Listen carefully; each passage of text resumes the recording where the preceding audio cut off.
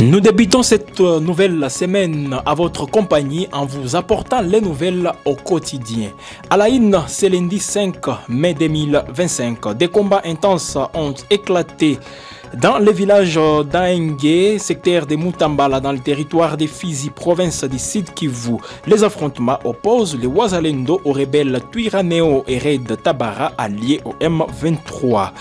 Toujours à la une, les FARDC dénoncent une attaque menée vendredi par les M23 et ses alliés de l'armée rwandaise contre la localité de Lunyasenge, située sur les rives du lac Édouard dans les territoires de Lubero au nord Kivu. L'armée congolaise qualifie l'attaque de violations intentionnelles et flagrantes des mesures prises pour suivre les négociations en cours à Doha et à Washington. Et puis, la ministre sud-africaine de la Défense, Tandi Modise, a annoncé à Pretoria les débuts du retrait des troupes sud-africaines de la mission de la communauté de développement de l'Afrique australe, samedi DRC, en République démocratique du Congo.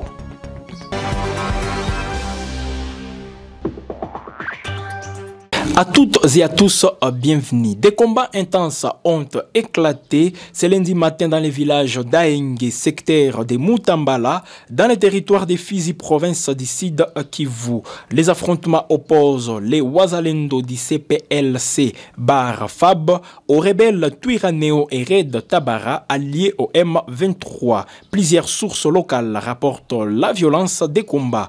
La situation reste confuse et des détails restent à confirmer. Dans les registres sécuritaires, toujours cette fois-ci au nord Kivu, Lunyasenge, une localité située sur la côte ouest du lac Édouard, en territoire de Lubero, est tombée aux mains des combattants de l'AFC M23. Les rebelles ont attaqué la localité après avoir débarqué des pêcheries de Vichumbi et Kamandigita. Certains empruntent les lacs et d'autres les hautes terres. Des affrontements violents ont eu lieu avec l'armée congolaise, entraînant de lourdes pertes des deux côtés. Reportage. Lunyasenge, une localité stratégique sur la côte ouest du lac Édouard, est tombée aux mains des rebelles de l'AFC M23 les 2 mai derniers. Les combattants ont débarqué des pêcheries de Vichumbi et Kamandigita, empruntant les lacs et les terres, et ont affronté les militaires congolais. Des sources concordantes évoquent un bilan lourd des deux côtés, mais celles des images des militaires congolais tués au large du lac Édouard circulent sur les réseaux sociaux. L'armée congolaise a confirmé la prise de Lunyasenge dans un communiqué dénonçant une violation flagrante du cessez-le-feu et menaça de riposter sur tous les fronts si la menace persiste. La prise de Lunyasenge représente un tournant majeur dans les conflits car la localité ouvre la voie à Butembo, Beni et Kasindi Luberia à la frontière ougandaise. Les pêcheries du lac Édouard, vitales pour l'économie de la région, sont désormais sous le contrôle des rebelles. Kevinyonge, une autre pêcherie stratégique, accueille des centaines de déplacés. Les activités de pêche et le commerce des produits agricoles sont paralysés et les prix des denrées augmentent. Les pêcheurs congolais se risquent de plus en plus dans les eaux ougandaises, mais sont régulièrement interceptés par la marine ougandaise. La situation est d'autant plus préoccupante que la rébellion raviverait des tensions avec l'Ouganda. L'accès aux cocettes de manioc, essentiel pour l'approvisionnement du Grand Nord, est également menacé. En réaction, l'armée congolaise qualifie l'attaque des violations intentionnelles flagrantes des mesures prises pour suivre les négociations en cours à Doha et à Washington. Les FARDC se réservent les droits de riposter des milliers de personnes fuyant des combats récurrents entre les rebelles de l'AFC M23 et les miliciens Wazalendo affluent à Bukavu dans la province du Sud Kivu.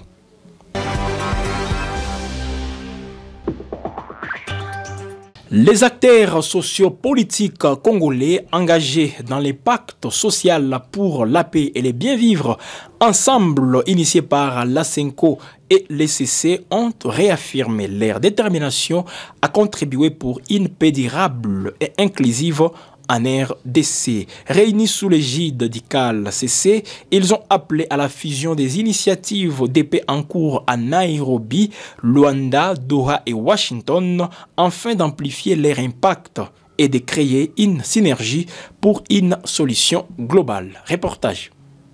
Des acteurs sociaux et politiques engagés dans le pacte social pour la paix et les bien-vivre ensemble, initié par la CENCO et CC, ont réitéré leur détermination à œuvrer pour une paix durable en RDC sans exclusion. Réunis sous l'égide du Conseil de l'apostolat des laïcs catholiques du Congo, ils ont appelé à la convergence des différentes initiatives de paix en cours à Nairobi, Luanda, Doha et Washington afin de maximiser leur impact. Nous ne pouvons pas accepter des initiatives de paix qui excluent une partie de la population congolaise, ont déclaré les acteurs sociaux et politiques. La paix doit être inclusive et durable, impliquant tout le Congolais, y compris la société civile et l'opposition politique non armée. Ils ont également mis en garde contre les tentatives de résolution de la crise qui visent à marginaliser certains groupes. Comme le dit l'adage, là où les éléphants se battent, ce sont les herbes qui en pâtissent. Nous devons éviter que la paix ne soit obtenue au détriment de plus vulnérables. Face à l'urgence de la situation, les acteurs sociaux et politiques ont appelé à une mobilisation générale du peuple congolais. Unissons nos efforts pour une paix juste, inclusive et durable, en RDC, ont-ils souligné. Préparons-nous à organiser des manifestations pacifiques dans le strict respect des lois en vigueur. Un calendrier détaillé des actions sera prochainement communiqué. L'ambassadeur Johan Burstam, représentant spécial de l'Union européenne dans la région du Grand Lac, a apporté le soutien de son institution aux initiatives de médiation en cours. Il a également recommandé la prise en compte des efforts menés au niveau régional par l'EAC et la SADC. En interne, les grandes forces politiques de l'opposition soutiennent l'initiative de l'Église catholique et de l'Église protestante. Cependant, l'administration Tshisekedi estime que les confessions religieuses n'ont pas vocation à s'ingérer dans les affaires politiques. L'appel à l'unité et à l'inclusion lancé par les acteurs sociaux et politiques est un signal fort pour la recherche d'une paix durable en RDC. La réussite de ces initiatives dépendra de la volonté de tous les acteurs de s'engager dans un dialogue constructif et inclusif. Dans la nuit de dimanche à ce lundi, vers 1h du matin, 3 personnes ont été froidement abattues par des individus armés à Goma. Nous sommes dans le quartier Boujouvou, commune de Karisimbi. Selon un témoin, les assaillants ont fait éruption dans la maison des victimes avant d'ouvrir le feu, tuant sur le champ les pères de la famille, son fils et un autre jeune homme également membre de la famille. Reportage. La ville de Goma est en proie à une vague de violence qui ne cesse de s'intensifier. Dans la nuit des dimanches à lundi, 3 membres d'une même famille ont été froidement assassinés par des individus armés dans le quartier Boujouvou. Le père de famille, son fils et un autre jeune homme ont été abattus dans leur maison. Les assaillants, après avoir commis leur forfait, ont été interceptés par une patrouille du M23, alertés par les cris des habitants. 3 des présumés bandits ont été abattus dans l'échange des tirs qui a suivi. Ces drames n'est malheureusement que la pointe de l'iceberg. La nuit dernière, d'autres actes criminels ont été recensés dans plusieurs quartiers de Goma. À Kassika, des hommes lourdement armés ont pillé des habitations emportant téléphones, argent et objets de valeur. Un père de famille aurait été violemment agressé. À Ndosho, une boutique a été braquée et des malfrats ont emporté de l'argent liquide, des produits de commerce, des téléphones et même une moto. À Keshero, plusieurs foyers ont été visités sans qu'aucune intervention ne soit signalée. Depuis le début de la semaine, plus de 10 personnes ont trouvé la mort. La nuit du 30 avril au 1er mai, un civil a été tué et 3 présumés voleurs ont été lynchés puis brûlés vifs par la population en colère, toujours en Ndosho. Face à cette escalade de violence, Les habitants de Goma expriment leur colère et dénoncent l'inaction des autorités. Ils pointent du doigt l'arrivée du groupe armé M23 AFC à Goma en janvier dernier comme un facteur aggravant de la situation. Plus de 4000 détenus évadés de la prison de Munzenze seraient encore en fuite dans la ville, alimentant la criminalité. Depuis, les disparitions, braquages et assassinats se multiplient, plongeant la population dans un climat de méfiance et de terreur. Malgré la gravité de la situation, aucune mesure concrète n'a été prise par les nouvelles autorités pour endiguer cette vague d'insécurité. La population de Goma réclame des actions immédiates et efficaces pour mettre fin à cette spirale de violence et garantir la sécurité de tous. Le vice-premier ministre en charge de la défense nationale et des anciens combattants sera convoqué dans les prochains jours devant la Chambre haute du Parlement. Il devra répondre aux questions des sénateurs concernant la gestion des fonds et des dons mobilisés dans le cadre de l'effort de guerre face à la crise sécuritaire dans l'Est de la République démocratique du Congo. Le vice-premier ministre, ministre de la Défense nationale et ancien combattant, sera prochainement face aux sénateurs pour répondre à des questions cruciales sur la gestion des fonds et dons mobilisés pour l'effort de guerre dans l'Est de la RDC. Le sénateur Anicet Babanga Eli de Maïndombe a déposé une question orale avec débat, exigeant des éclaircissements sur l'utilisation des ressources allouées aux forces armées de la RDC et au groupe Ouazalendo. Des fonds ont été alloués, des dons ont été faits pour soutenir nos vaillants combattants, rappelle le sénateur Babanga. Mais les plaintes persistent. Nous voulons savoir ce qui a été remis au vice-premier ministre. Qu'en a-t-il fait? Comment les dons, les tenues, les vivres ont-ils été distribués?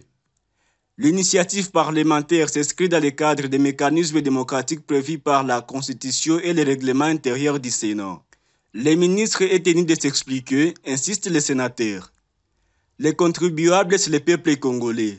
Ce peuple veut voir clair à travers les chambres des sages. Il y a eu beaucoup de dons et de faux, mais cela ne doit pas rester opaque. Dimanche 4 mai 2025, une messe de confirmation a eu lieu à Jomba, dans la paroisse Notre-Dame de Lourdes. La messe a été célébrée par l'évêque du diocèse de Goma, Monseigneur Willy Ngumbi. Ce dernier a lancé un appel à la paix lors de son homélie. Reportage.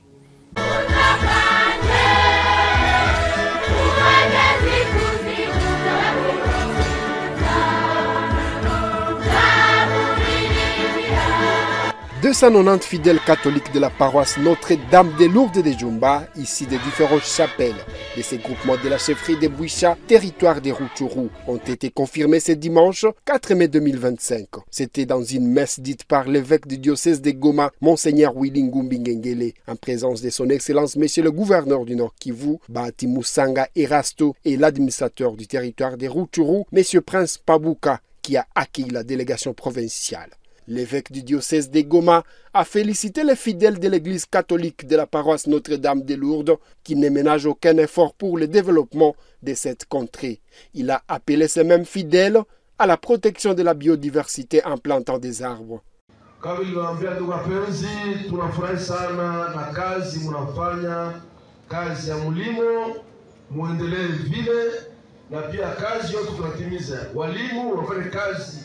Jinsi inavyofaa, waganga jinsi inavyofaa, wakuu wa serikali jinsi inavyofaa, na sisi wenyewe ndugu wapenzi tujue kulinda mazingira yetu. Msikate miti ovyo ovyo, hapana. Tunapenda miti yote. Kama mtu anakata mti moja apande mbili. Juu bila miti, bila pori ndugu wapenzi, hautakuwa na hewa nzuri ya kuweza kupumua. Itakuwa sawa vile jangwa inaweza fika huku bila kuona tuko tunareve. Jangwa haiko nzuri, ni mchanga, ni joto, hakuna maji, jua nakosa pori. Ndio maana napenda sana kuwakumbusha neno ile kwa siku ya leo. Pour sa part, le gouverneur du Nord Kivu veut que tous les habitants de Jomba luttent contre le tribalisme. Il a promis l'appui du gouvernement provincial aux différents projets de la paroisse Notre-Dame de Lourdes. Asante sana, tunasema, tunaomba wakaaji wetu, cha kwanza watu waache ubaguzi wa ukabila. Kama tunaiacha, ndio itaacha tunajenga kwetu. Tunasema mbaki na Mungu na tunasema Mungu aendelee kulinda askofu wetu Anti. Tunawashukuru sana watu wa paroisi ya Jomba, tutaendelea wasaidia kwa kujenga. Kama kuko vitu vyenye mtapitisha kuduane kama hapa Unagana wala Goma, vitakuwa vinapita na havilipi. Na ya pili paroisi ya Jomba zamani kulikuwa ng'ombe. Ninawapatia ng'ombe 2 wakuwe wanakunywa maziwa. Il faut dire que la paroisse de Jomba totalise déjà 93 ans d'existence depuis sa création. Et pour finir, la ministre sud-africaine de la Défense, Thandi Modise, a annoncé à Pretoria les débuts du retrait des troupes sud-africaines de la mission de la communauté de développement de l'Afrique australe, la SAMI DRC, en République démocratique du Congo. Le général Rudani Mafuaya, chef d'état-major des forces de défense nationale sud-africaines, était présent lors de cette annonce. L'Afrique du Sud a officiellement entamé les retraits de ses troupes déployées dans l'Est de la République démocratique du Congo dans le cadre de la mission de la communauté de développement de l'Afrique australe, SAMI DRC. L'annonce a été faite ce dimanche par la ministre de la Défense, Thandi Modise, et le chef d'état-major des forces de défense nationales sud-africaines, le général Radzan Mapuanya. Cette décision fait suite à un sommet extraordinaire de la SADC à Harare le 13 mars dernier et s'inscrit dans un contexte d'avancée diplomatique dans la région. La ministre Modise a rappelé la signature récente d'un accord de paix entre le gouvernement congolais et les mouvements rebelles M23 sous l'égide de la SADC, de l'Union africaine et de la communauté d'Afrique de l'Est. Cet accord prévoit la cessation des hostilités, le désarmement des rebelles, la réintégration des anciens combattants et la protection des civils. Les retraits des troupes sud-africaines s'est fait de manière progressive. Un premier contingent de soldats et d'équipes avancées a quitté la République démocratique du Congo le 24 avril via le Rwanda et la Tanzanie. Une seconde rotation est prévue pour la première semaine de mai et le personnel sera ensuite répatrié par un avion en Afrique du Sud. Le matériel logistique sera acheminé par bateau depuis les ports de Dar es Salaam. Le général Mapuanya a souligné la nature sensible du retrait, nécessita une confidentialité et une sécurité maximale de l'information. La SANDEF tiendra cependant informer le média et la population de l'avancée de l'opération. La ministre Modise a rendu hommage aux soldats sud-africains tombés au combat en mars dernier et a salué leur professionnalisme dans des conditions difficiles. Elle a réaffirmé l'engagement de Pretoria pour une RDC pacifique et stable, tout en saluant la coopération régionale qui a permis d'amorcer cette transition. Les retraits des troupes sud-africaines devraient être achevés d'ici la fin du mois de mai. Vous l'avez certainement compris, nous arrivons complètement à la fin de cette édition du journal. Mesdames et messieurs, merci une fois de plus à vous de l'avoir regardé. N'hésitez pas aussi de vous abonner sur la chaîne YouTube de Gueule Afrique Télévision pour être informé tout en activant la cloche des notifications. Prenez donc rendez-vous tout à l'heure à 15 h pour la synthèse de l'actualité.